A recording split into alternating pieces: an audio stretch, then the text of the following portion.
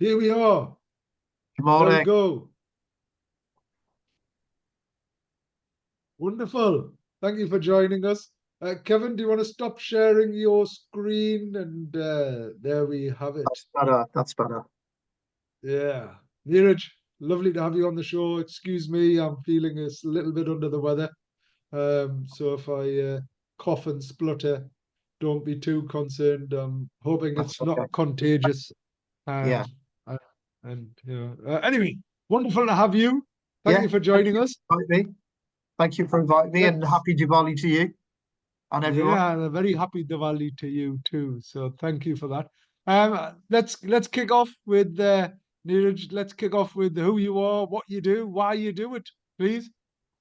I'm Neeraj Sharma. I'm the CEO of an autism charity based in the northeast of England. We cover the whole of the north. We're called Daisy Chain. We support children and adults with autism and other neurodiversity right the way across the region. And why I do it, because I love supporting those, particularly those that have actually faced the biggest barriers and life hurdles. And kind of what gets me up in the morning is making sure that I can make a difference in people's lives, and help people to live and reach their full potential. Brilliant. And um, it's quite more prevalent now, Neeraj, but neurodiversity is still has what is it, and what how does it translate into, and how do people experience, because it has different levels as well, doesn't it, of sort It of does, and it can be really confusing because you will hear people say, oh, all of a sudden there's a greater diagnosis of neurodiversity. Is it overdiagnosis? Does it really exist? Or and there's all these kind of questions that will come up. And the fact of the matter, yes, they do. And the fact of the matter is the neurodiversity, autism, ADHD, fetal alcohol syndrome, and other neural conditions all fall under a really broad umbrella.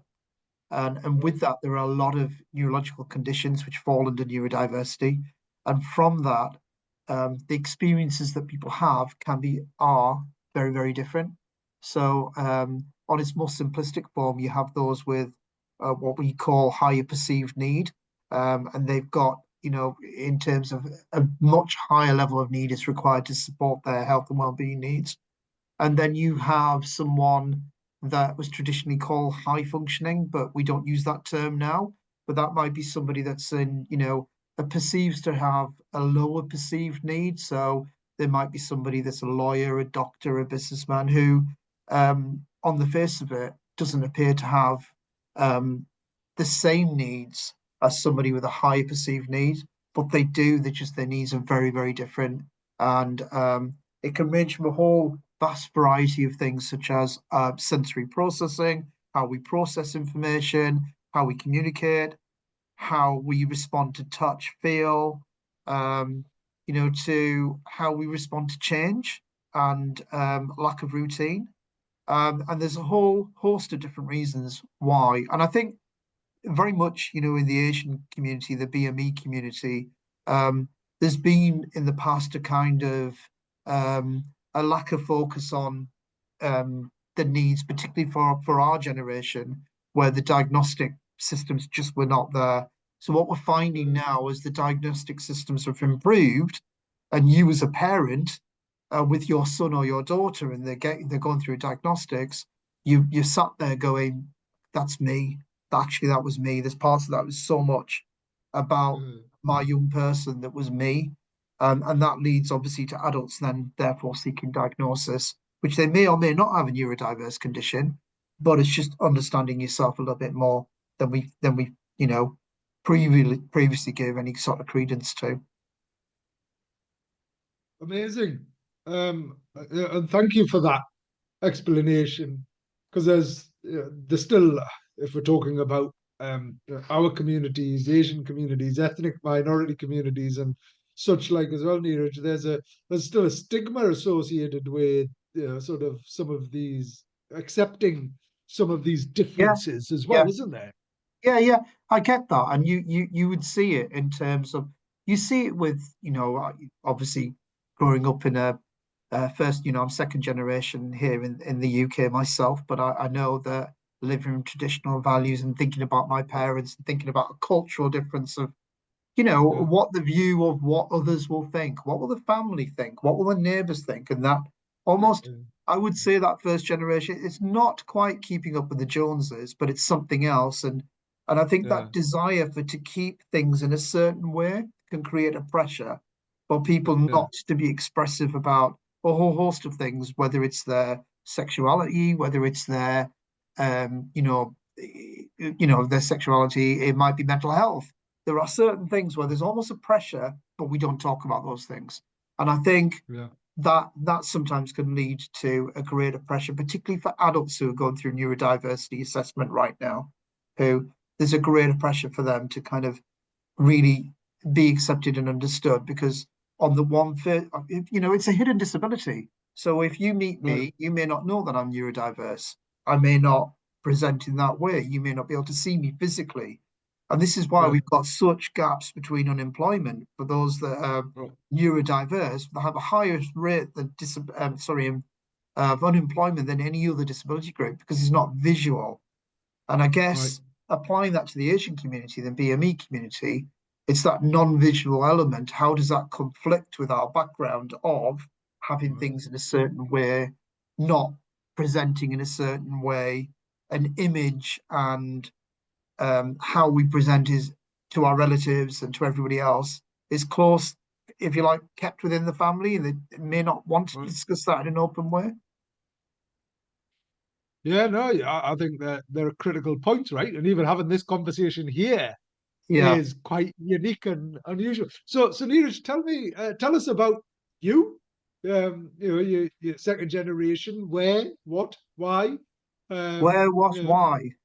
So yeah, my story is probably very similar to many kind of people in my age group. I'm going to say, well, early 50s. So I grew up in Darlington, northeast of England.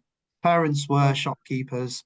So we lived above a corner shop. So that, in terms of my origins, that's where we grew up. Grew up as part of the community. Grew up with our parents in the corner shops, helping the community. And I think that gets forgotten a lot about how much Asian families and shopkeepers in that corner in the days before there were deliveries and Uber Eats and whatever there were the corner shop providers supporting the elderly in the streets that couldn't get in, giving them company where they had nobody to talk to.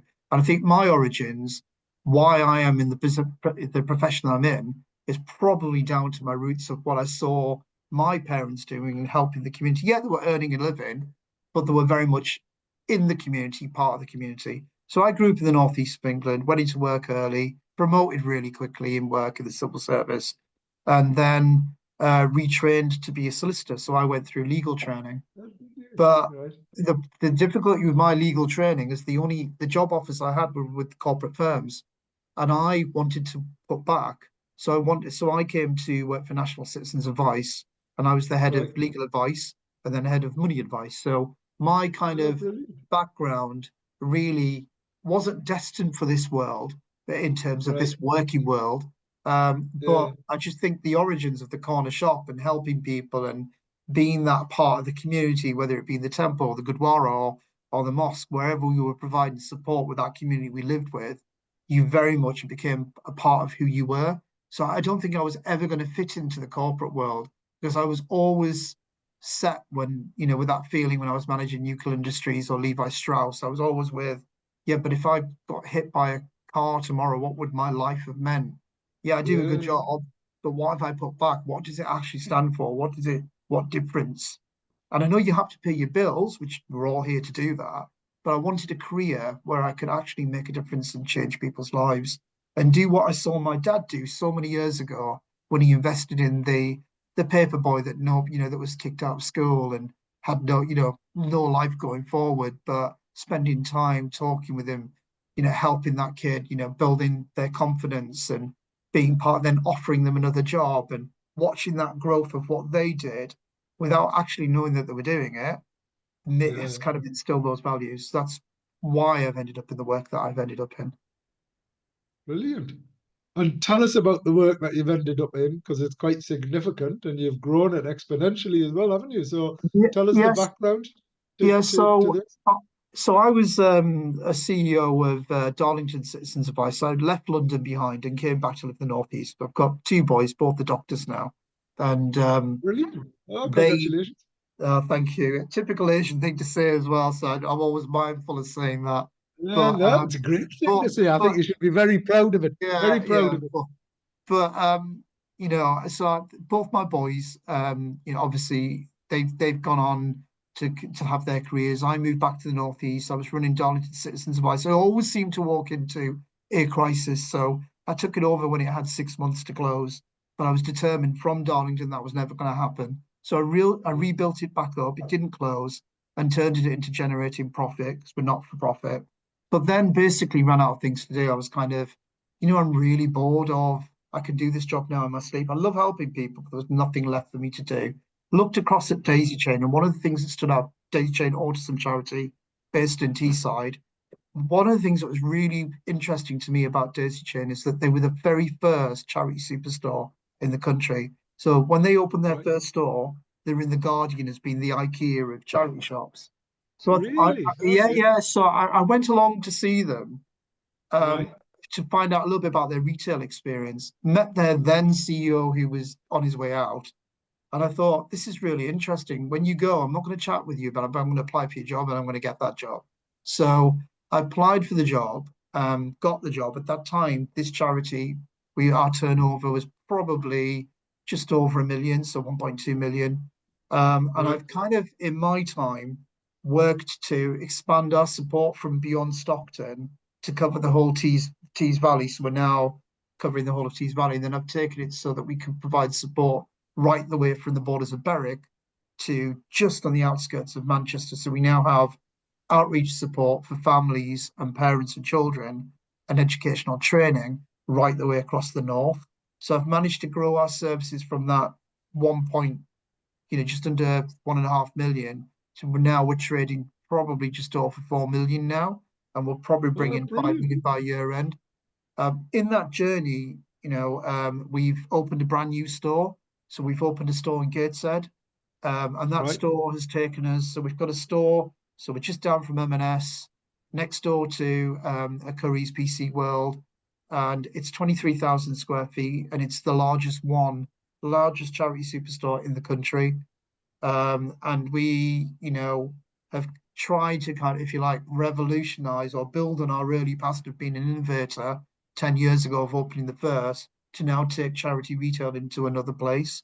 So if you popped into our store, and so many people, I'm going to drop another brand, but if you popped into our store, you'd think you're in a TK Maxx. You wouldn't feel that you have that feeling that I've popped into a charity store.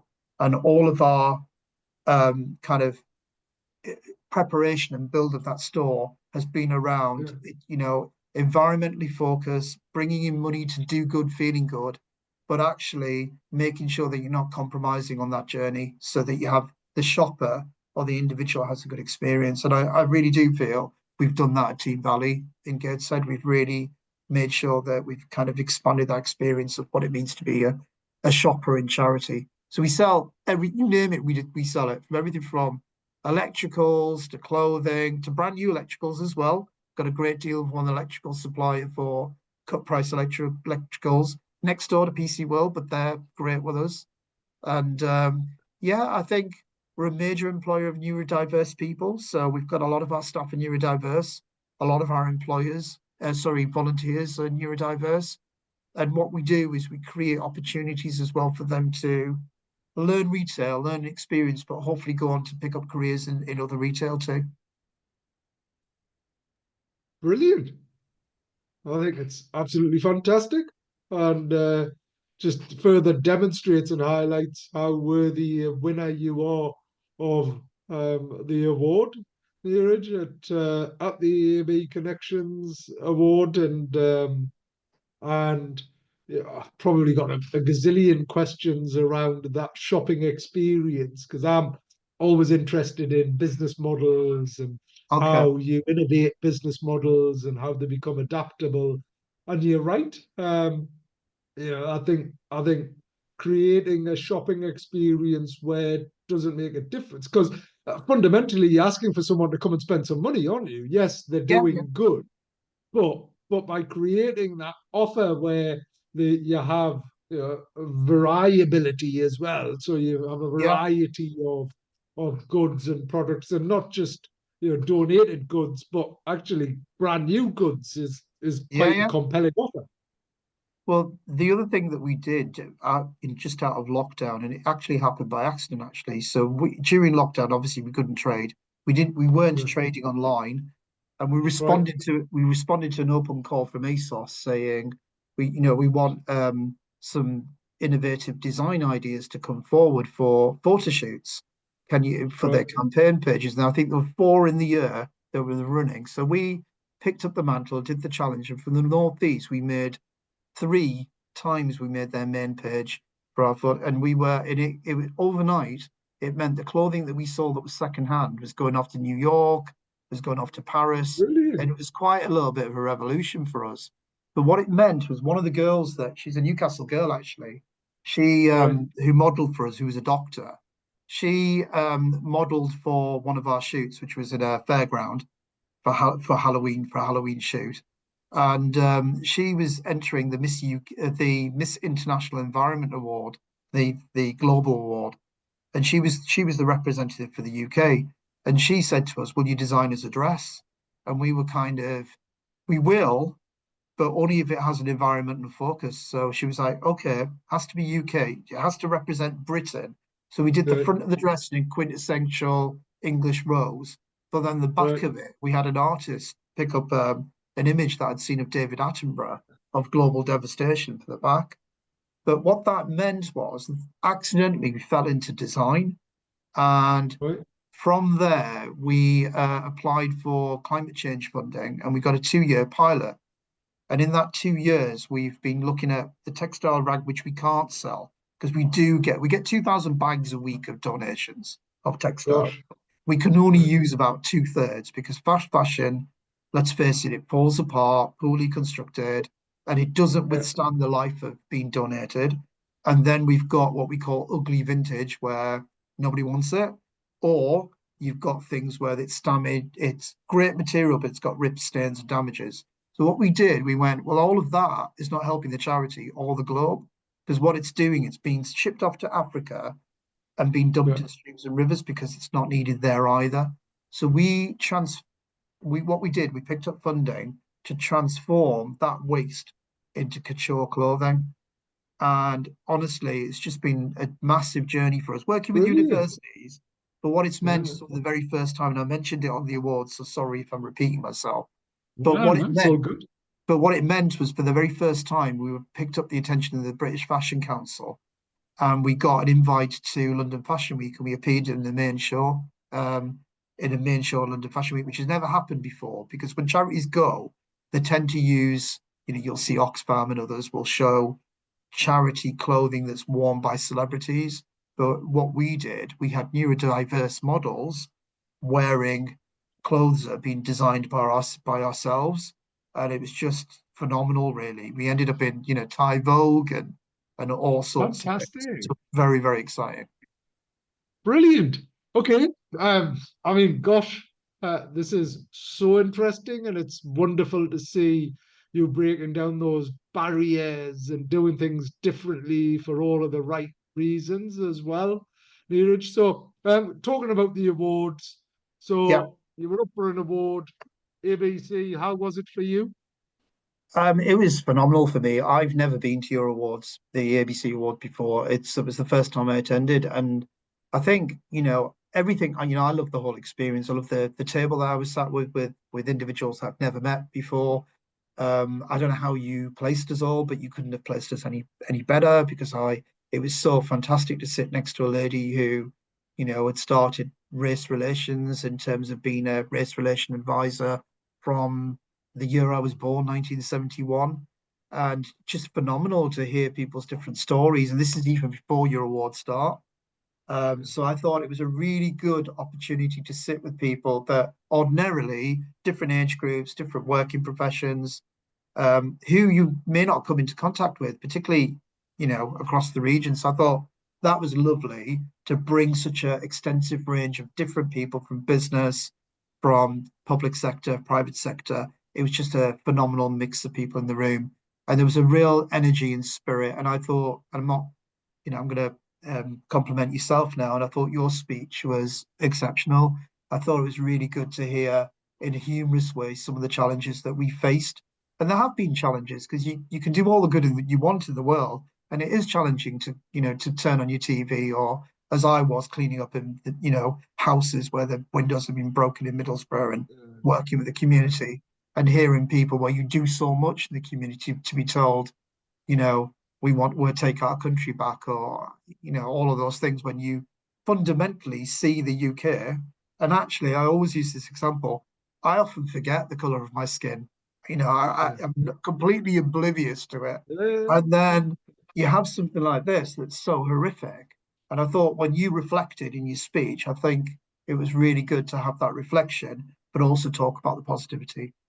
There were some phenomenal people that were up for awards. It was so good to see so many young people coming forward with business and innovation, starting their careers. Some people are very, very experienced, but some people starting in micro businesses.